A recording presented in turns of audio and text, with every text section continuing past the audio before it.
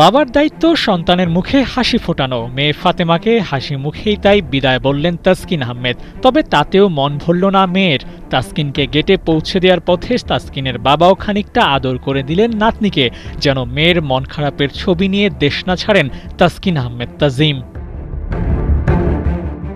ছেলের গুরুত্বপূর্ণ ব্যাগপত্র গুছিয়ে দেওয়ার দায়িত্বটা আব্দুর রশিদ নিজেই নিয়েছেন। গাড়ি থেকে ব্যাগ গুছিয়ে নিয়ে এন্ট্রি গেট অবধি পৌঁছে দিয়ে ফেরার পথে গণমাধ্যমের সাথে কথা বলেন।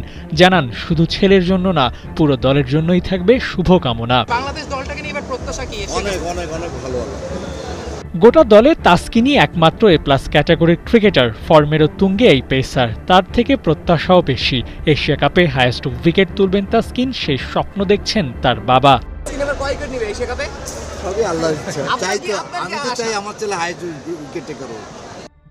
এ নিয়ে ১৬ বার টাইগাররা এশিয়া কাপের জন্য দেশ ছেড়েছে। ১৬তম বারের ১৬ কলা পূর্ণ হলেও হতে পারে বলে মনে করেন তাসকিনের বাবা।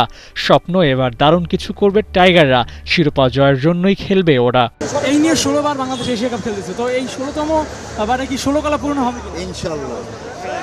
তাসকিন কতটা কনফিডেন্ট এবং কতটা প্রস্তুত? অনেকটা কনফিডেন্ট। ৩ বার ফাইনাল খেলেও শিরোপা জিততে পারেনি টাইগাররা। এবার ফাইনাল খেলা আর শিরোপা জেতা হবে কিনা এমন প্রশ্নের উত্তরে বেশ আত্মবিশ্বাসী হয়ে আব্দুর রশিদ বলেন, এবারই সেই সুযোগ। ইনশাআল্লাহ এবার পারবে আমাদের বাচ্চারা। এটাই সবাই দেশবাসীর কাছে দোয়া যে ছেলেরা ভালো করবে। আবু নাঈম, ৭১।